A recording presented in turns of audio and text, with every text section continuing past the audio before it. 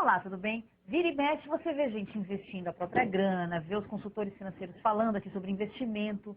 Mas será que existe uma regrinha simples para te ajudar a investir? Sabe que existe? Tanto é que o Mauro Calil, que está aqui ao meu lado hoje, tudo bem, Mauro? Tudo bem. Mauro Calil escreveu um livro que a gente até trouxe aqui no UOL Economia, que é esse, que por acaso se chama A Receita do Bolo. Porque é mais ou menos simples investir, não é, Mauro? É simples. O livro tem esse título, né, justamente para você seguir essa receita e construir o seu próprio bolo. Ô, Mauro, antes de tudo, onde é que a gente encontra o seu livro? Só pela internet, no nosso site www.calioecalio.com.br, tem um banner, basta clicar nesse banner que te leva para o caminho da compra. Agora, Mauro, qual é a receita do bolo dos investimentos? Tá. A receita do bolo é muito simples, tem 3 ingredientes. R$10 por dia, 1% de juros ao mês e 30 anos de espera. Peraí, vamos por partes, que eu estou anotando tudo aqui, que eu quero saber essa receitinha, Mauro. R$10 por dia não é uma tarefa muito fácil, né, Mauro? Não, são R$300 por mês, para algumas famílias é algo pesado. Tá, como é que a gente encontra esses R$10 perdido na casa? Então, esse é o ponto, né? Porque esses R$10 por dia estão na nossa vida, né? A gente tem um capítulo, né, falando do dinheiro a ser investido, aonde consegui-lo, né? Desde as pequenas economias até em receitas adicionais, você encontra R$10 por dia. Então, precisa da ajuda de toda a família, né, Mauro? Da criança, do marido, da mulher, até da empregada, se for o caso. Sim, eu diria que a conscientização financeira, a educação financeira de toda a família é necessária, sim. Ô, Mauro, e um dia que eu não encontrar R$10, eu encontro 5. No dia seguinte eu preciso encontrar 15? Sim, porque senão a receita não funciona nessa forma. Obviamente que você tem variações da receita, tá?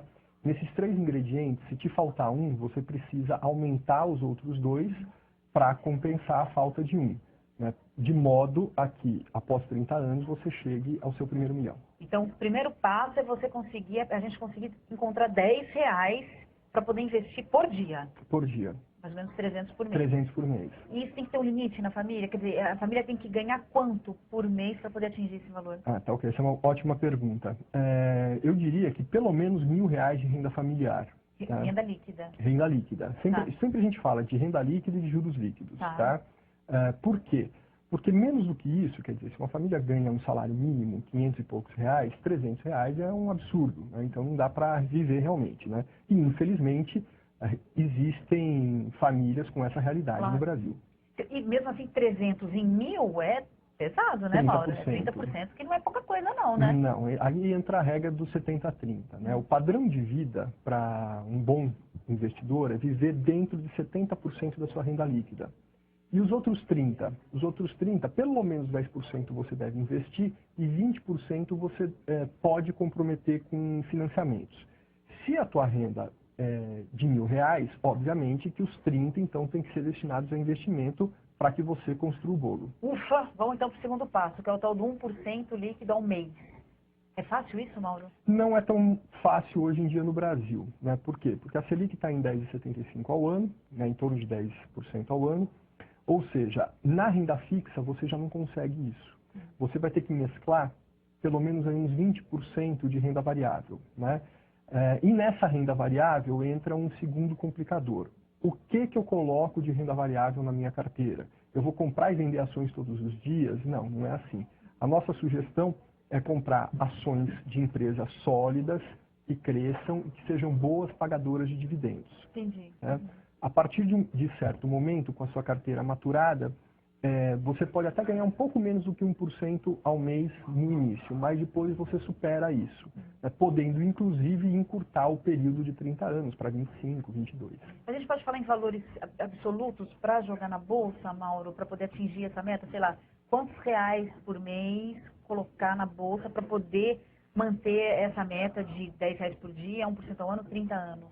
Tá, os R$300, se você coloca R$300 por mês na bolsa, tá, eu sugiro que no início faça isso via fundo de investimento em ações. Por quê? Pelos custos de se manter uma carteira própria. Até que você tenha lá seus 15 mil, 20 mil reais, aí sim você pode pensar em migrar para a carteira própria, onde os custos fixos de se manter uma carteira se diluam. Tá? A partir desse momento, já é possível que boa parte das suas ações estejam pagando dividendos Se você reinvista esses dividendos, portanto, você vai conseguir 1,2%, 1,5% ao mês. Olha, líquido. Isso. Com taxas pagas, imposto de renda zerado. Exatamente. E isso de maneira conservadora. Né? É importante dizer que na Bolsa de Valores você pode ser muito arrojado, mas você pode ser conservador. Conservador. Até, né? É verdade. Maurício, no final de 30 anos, se eu cumprir esse passo a passo da receita do bolo, o que acontece comigo? Você tem mais de R$1 milhão. Mais de R$1 milhão, a valores de hoje, obviamente. A valores de né? hoje, sim. Por isso que a gente fala sempre de taxa de juros líquida, tá? Ou seja, livre de inflação e livre de impostos e taxas. Muito bem. Você já conseguiu seu primeiro milhão? Já. Mas foi com essa regrinha do bolo? Foi antes dessa. Aí você passou o caminho das pedras. Exatamente. Mauro, muito obrigada por ter vindo ao Economia. Até uma próxima conversa. Obrigado. E obrigada a você também que aprendeu aqui a regra do bolo para conseguir R$1 milhão. 30 anos, você tem que perseguir 1% de rentabilidade líquida por mês e esperar que R$1 milhão venha. Até a próxima.